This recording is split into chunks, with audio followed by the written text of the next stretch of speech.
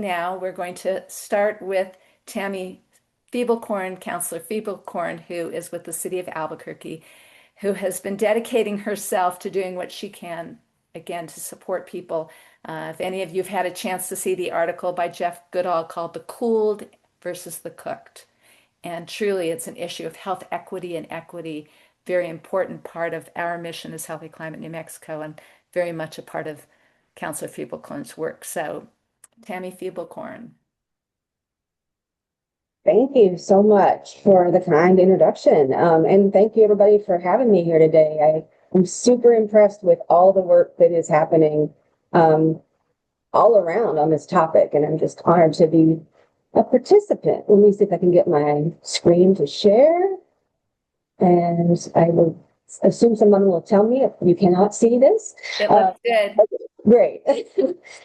So Shelley asked me to talk a little bit, oops, sorry, I messed up. A little bit about, how we are approaching these kinds of issues at a local level. And I'm on the Albuquerque City Council. And, we've had really good luck on some things that would help reduce heat in general, particularly the urban heat island impacts with tree plantings and tree giveaways and all of those kind of things.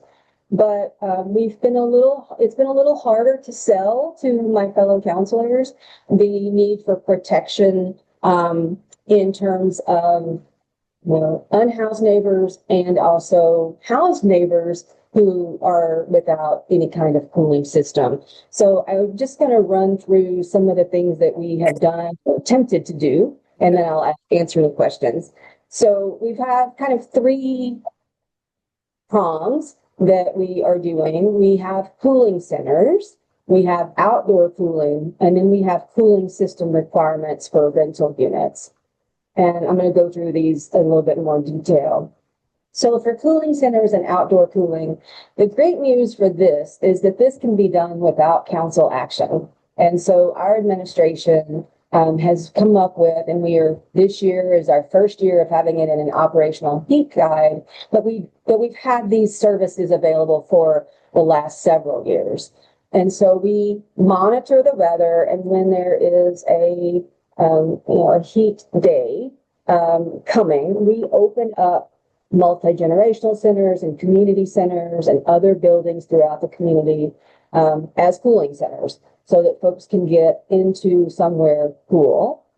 We also continually operate our outdoor cooling. So we have pools and spray pads that are open throughout the season. And then the most important thing I think about this is that we not only do outreach to the general community because, it might just be hot in your house, but we do reach out to our unhoused population through our Albuquerque Community Safety Department. Now, that is our third branch of community safety. That is a group of folks that respond to people in need. I think of them as the social worker response rather than a gun and a badge. And so they are out continually all year round, 24/7, creating relationships with our unhoused neighbors. And then when it is an extreme heat event, they can go out and invite them and transport them to a cooling center so they can be safe.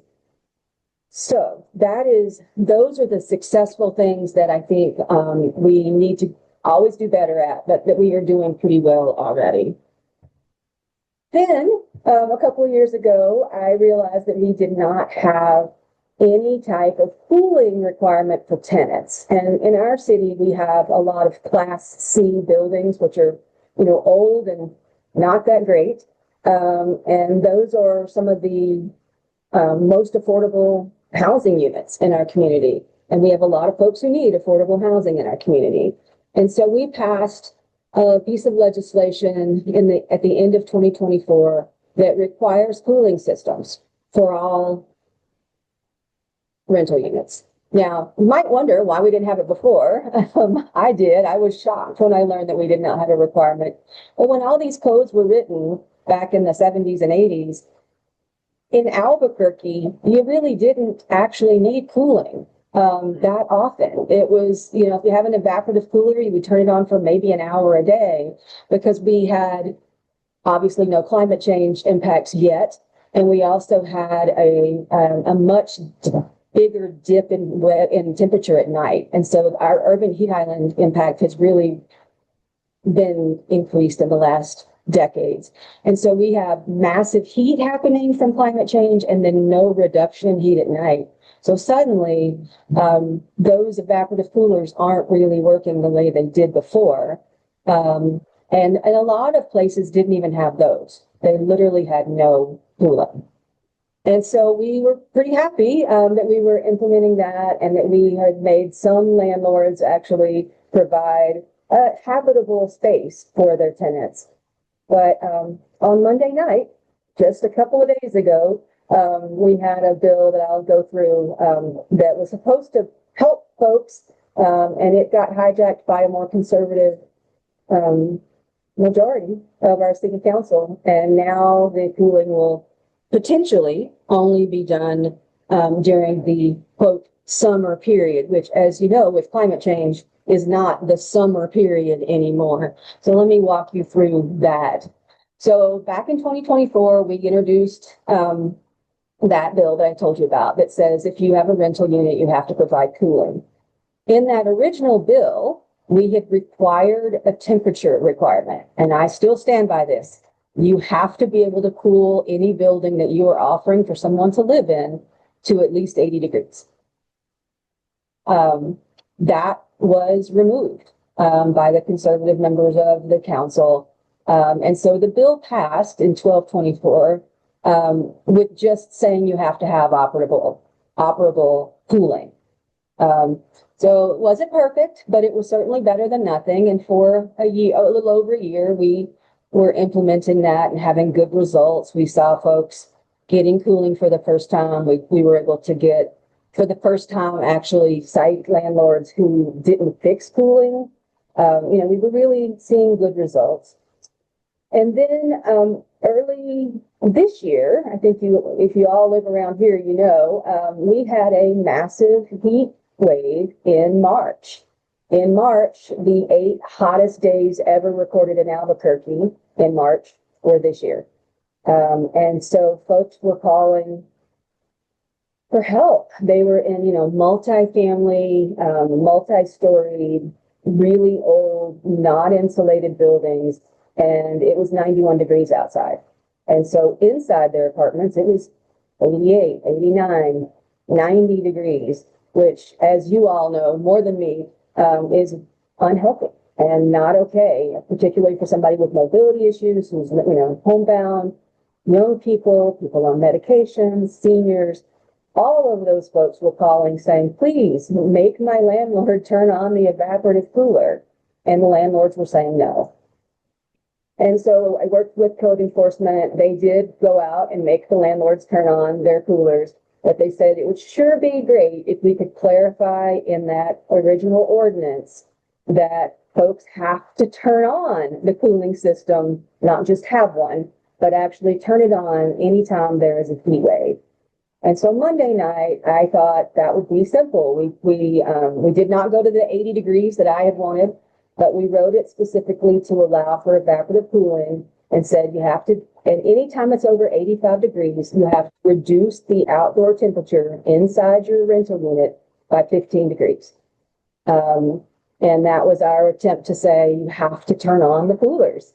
And yes, you may have to turn them off again. That's the inconvenience for the landlord, but I'm not that concerned about that. I'm concerned about people's well-being. And on Monday night, council unfriendly amendment that took not only the 15-degree differential out, but also clarified that you never have to turn it on before May 1st. And so they completely changed the intent of the bill, and then they passed it.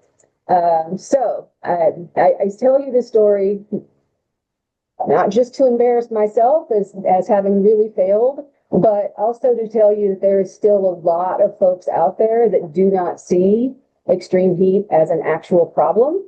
The arguments against this were oh, well, it's really hard for me to turn over my evaporative cooler, or it wasn't that hot in my house when it was March. I'm like, yeah, you have a single family home that's well insulated and you have ceiling fans in every room.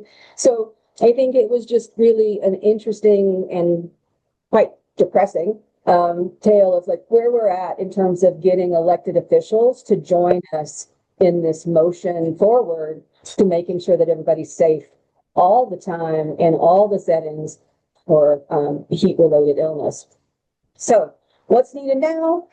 I'm really hoping for a mayor's veto of this bill. And I will ask anyone who has, you know, members or yourselves in the Albuquerque area to please reach out to the mayor and ask him to veto. We can go back to what we had on the books before, and it's a little harder on our code enforcement, but they can do it and they can keep people from having heat strokes in their own home. We really need a real temperature set point, but what we really need are elected officials that care about the well-being of folks who mostly, at least in Albuquerque, the folks that are going to be impacted the most are going to be low income and or unhoused neighbors.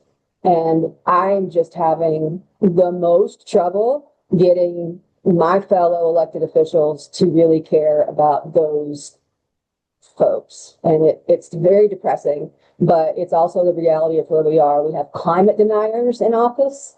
We have folks that truly will always side with the landlords and the rich folk.